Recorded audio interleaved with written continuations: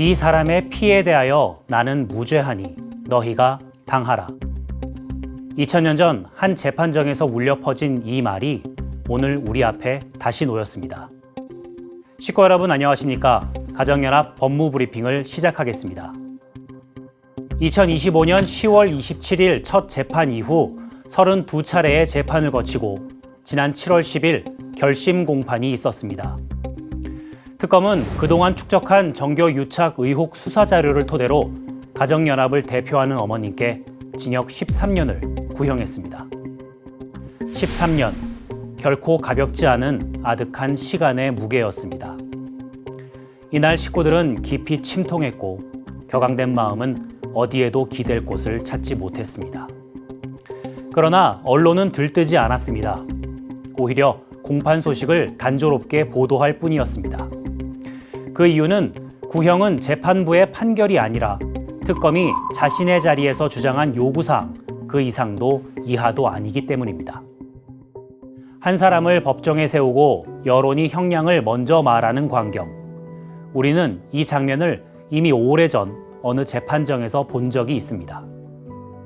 아버지여, 만일 아버지의 뜻이거든 이 잔을 내게서 옮기시옵소서. 그러나 내 원대로 마시옵고 아버지의 원대로 되기를 원하나이다. 2000년 전 대제사장과 서기관 무리에게 끌려가시기 직전 예수님께서 올리신 마지막 기도였습니다. 그 간절함을 제자 누가는 이렇게 기록했습니다. 땀이 땅에 떨어지는 핏방울같이 되더라. 진실이 무엇인가는 중요하지 않았습니다. 자신들이 원하는 결론이 사실이 되는 것, 그것만이 중요했던 사람들이었습니다.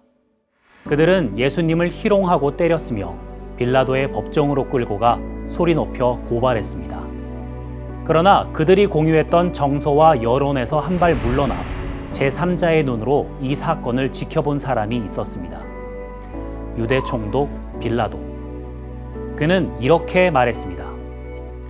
너희가 이 사람이 백성을 미혹하는 자라 하여 내게 끌고 왔도다.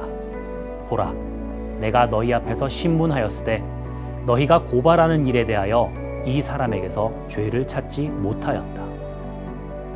군중을 선동해 십자가를 요구했던 대제사장과 서기관들, 그리고 그에게서 아무런 죄도 찾지 못했다고 말한 총독 빌라도.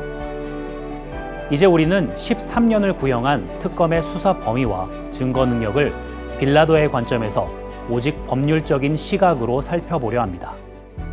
첫 번째, 특별검사의 수사 대상이 아닌 공소 사실은 공소 기각 대상입니다. 특검의 수사와 기소 권한은 특검법이 정한 수사 대상과 그에 합리적으로 관련된 범죄에만 미칩니다. 법원은 이 범위를 벗어난 기소에 대해 공소 기각 판결을 잇따라 선고해 왔습니다. 이 기준을 이 사건에 적용해 보면 어떻습니까?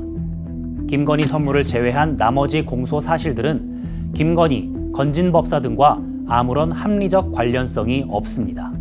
따라서 수사 대상이 아닌 공소 사실은 모두 공소 기각되어야 마땅합니다.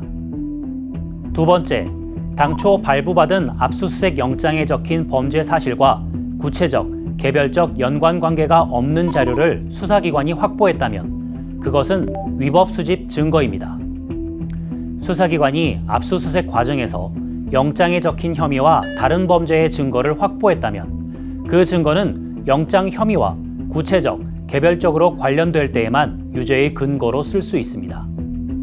그런데 남부지검 영장에 기재된 김건희 선물 제공 혐의와 나머지 공소 사실은 범행 동기부터 서로 다릅니다. 구체적, 개별적 연관관계가 없는 것입니다. 따라서 그 영장으로 압수한 증거도 그에 기초해 수집한 2차 증거도 모두 증거 능력이 없습니다. 그리고 세 번째, 실질적 반대 신문권이 침해된 진술은 법적 증거 능력이 없습니다. 유대 대제사장들과 그의 무리는 예수님을 죽이기 위해 어떻게든 증거를 찾아야 했습니다.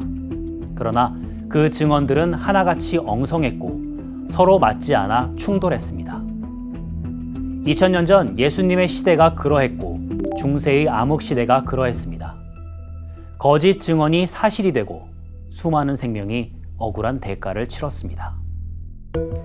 형사 피고인에게는 증인의 진술을 반대 신문으로 검증할 기회가 실질적으로 보장되어야 합니다.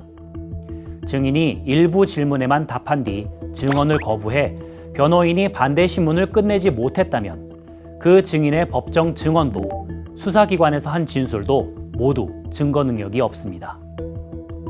증언 거부가 피고인이나 변호인의 책임으로 발생한 것이 아닌 한 증거 능력을 인정할 수 없다는 것이 대법원의 확고한 입장입니다. 대제사장들과 온 공회가 예수를 죽이려고 그를 칠 증거를 찾되 얻지 못하니 이는 예수를 쳐서 거짓 증언하는 자가 많으나 그 증언이 서로 일치하지 못함이라. 윤영호는 일부 주신문과 재판장의 질문에서 어머님께 보고했다는 취지로 모호하게 답했습니다. 그러나 보고의 경위와 내용, 어머님의 관여 여부를 확인하려는 변호인의 구체적인 반대 신문에는 모두 증언을 거부했습니다.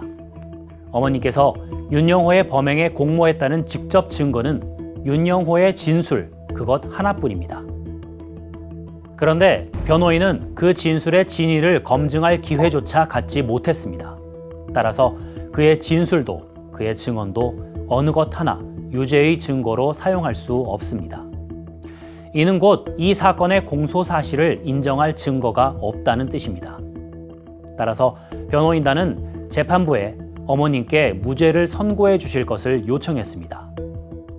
다시 2000년 전 그 재판정입니다. 빌라도 총독이 재판석에 앉았을 때 그의 아내가 사람을 보내 이렇게 전했습니다. 저 옳은 사람에게 아무 상관도 하지 마옵소서.